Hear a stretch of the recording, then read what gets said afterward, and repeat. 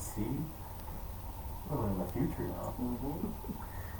Good morning, everybody. We will be giving it a couple more minutes to see if we get some more live audience members.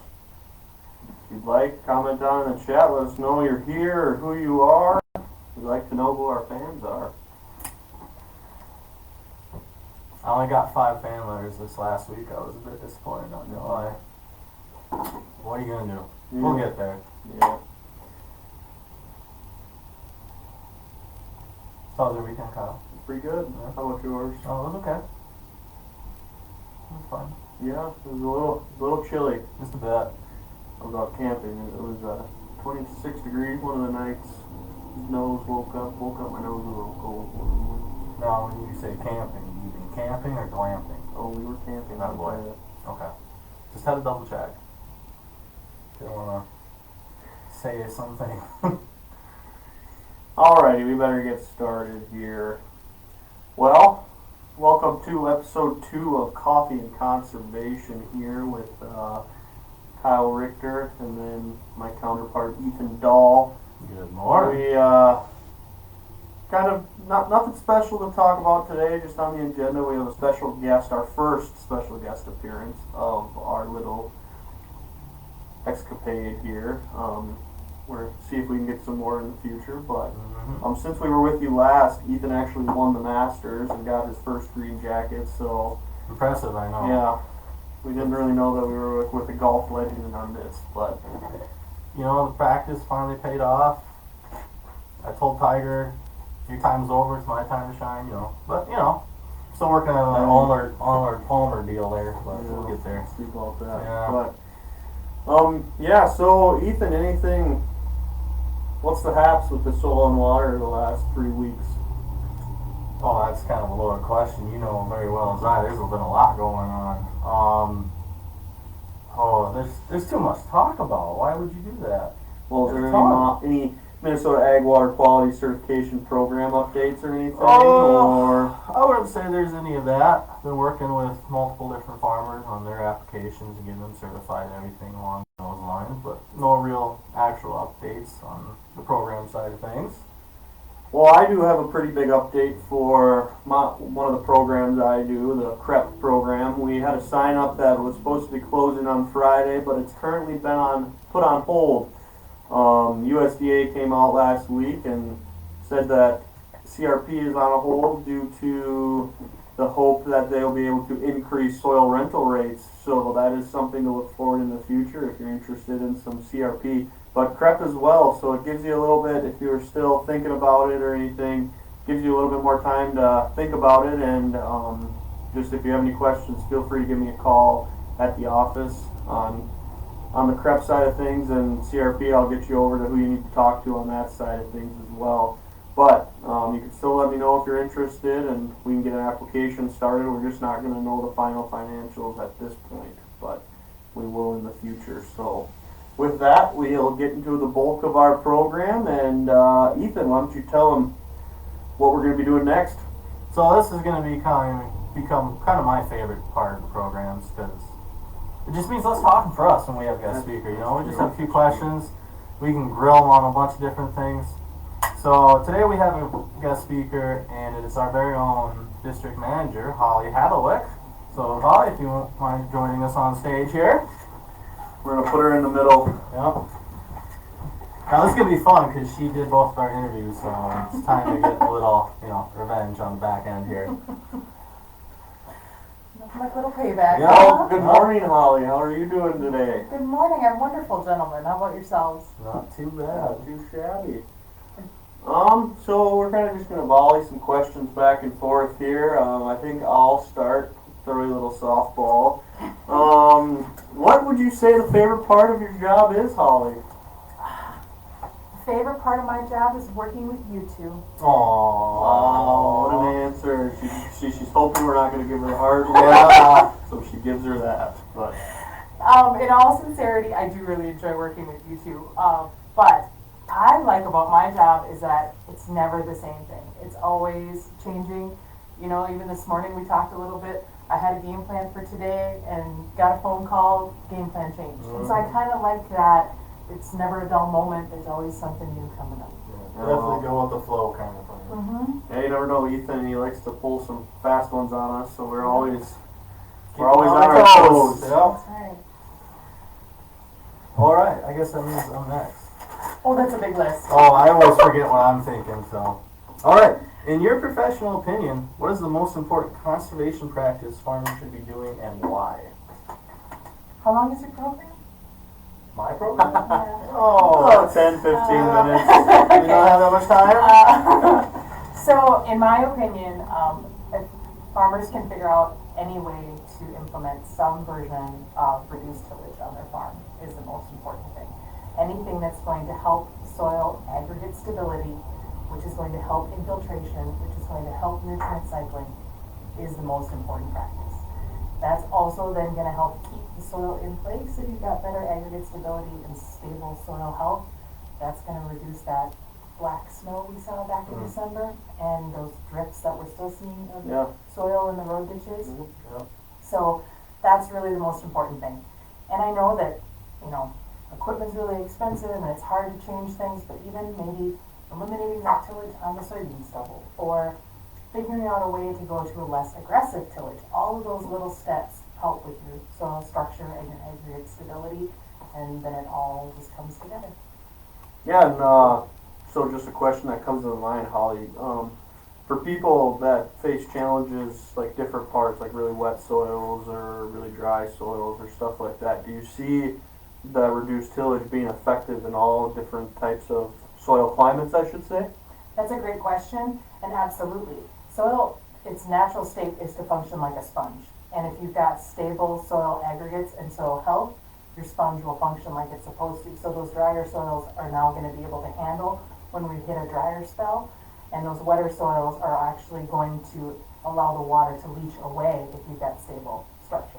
So it's a balancing act, and Mother Nature kind of did it best, and she knew best. And when we were back in the day when we had bison and all the ruminants across the prairie, that's the system that we had. We had low spots that stood water, but then we also had areas that were pretty leveled out, and most of the hilltops were still always green. Yeah. Where now our hilltops by July are pretty brown. Yeah. So it's really that balancing act, and by reducing tillage and maintaining soil structure, you're going to help achieve that balancing act. Yeah, and with the Farmer's Almanac predicting a little bit of a dry spell coming up in the next few years, it's even more important to keep that natural moisture in those dry spots too. So Absolutely. we should see, hopefully we get some more interest in that, and we do have programs to help cost share for that. So reach out to our office.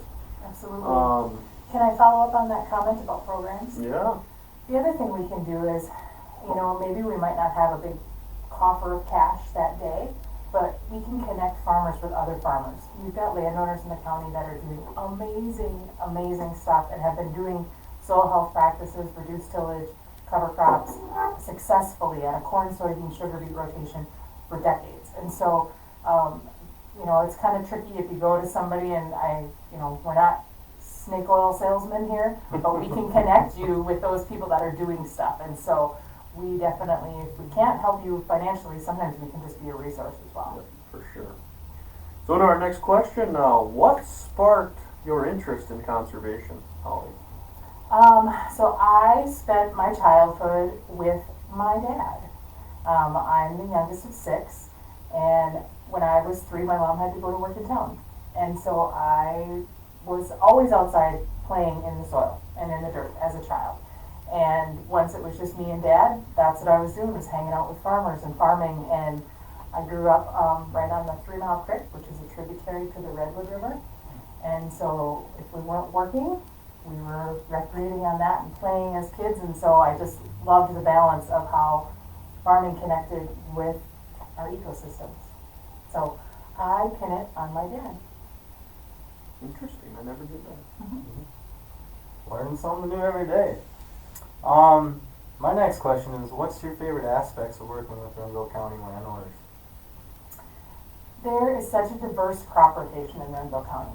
We've got sugar beets, corn, soybeans, we've got canning crops, we've got landowners that are using small grains in their rotations and have been maintaining small grains for years. So that's what I like, is that it's a really diverse crop rotation. And you said one thing, I'm gonna go with two. Go for it.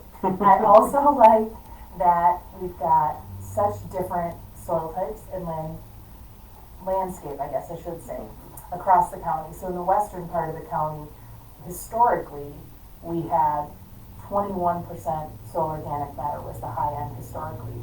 And on the eastern part of the county, there's places where we had 30% soil organic matter historically. So it's a huge range of the soil. And as you drive across the county, you can really see that visually in the color. So. Awesome. What do you think the biggest challenges are that conservation faces? A lot of them. I don't mean to be pessimistic. Loaded question. I know.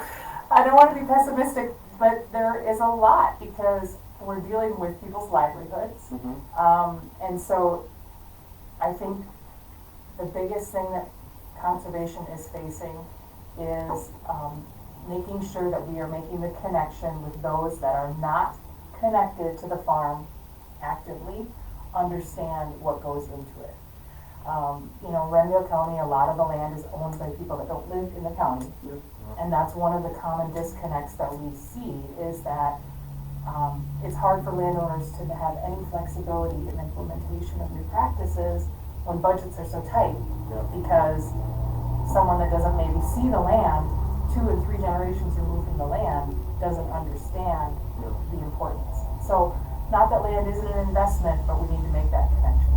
That's what I see as one of our larger barriers. You have one more, Ethan? I sure do there. In this current geopolitical climate, what are your thoughts on global institutions that have been weakened, the EU splintering, China concentrating on reinvigorating its economy, and the U.S. foreign policy being focused on reducing its trade deficit through new bilateral trade agreements? Wait, no, hold on. That's my interview with Taylor Swift later this week.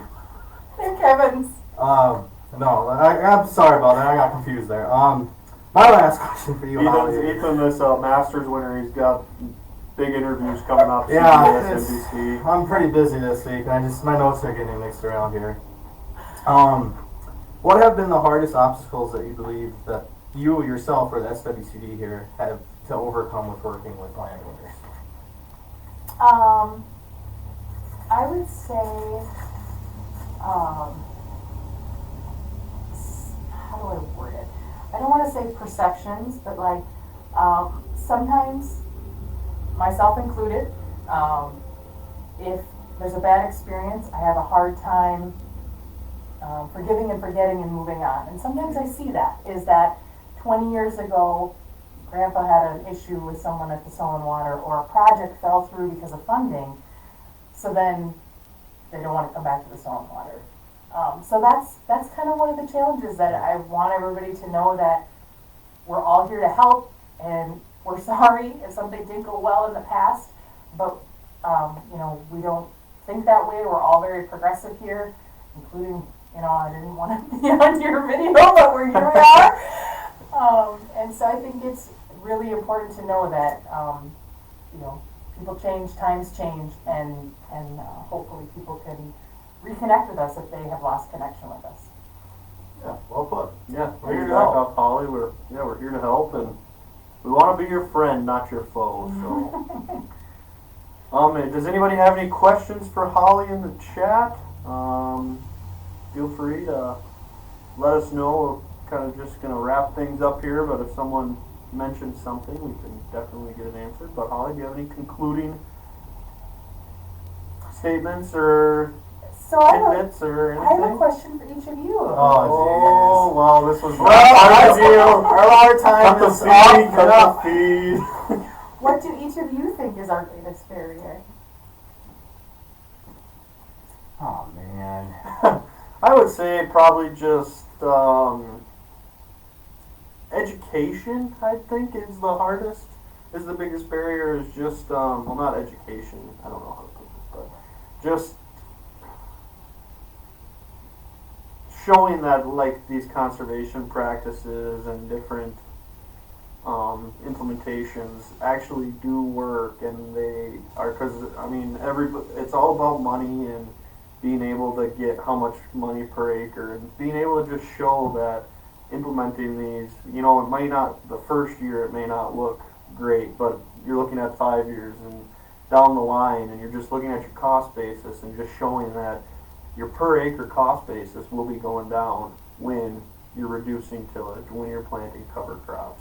I mean, data's coming out that yields are about the same and even higher in some instances too, and we have landowners in Grenville County that, and throughout Minnesota and throughout the United States, that have been able to show that happening, and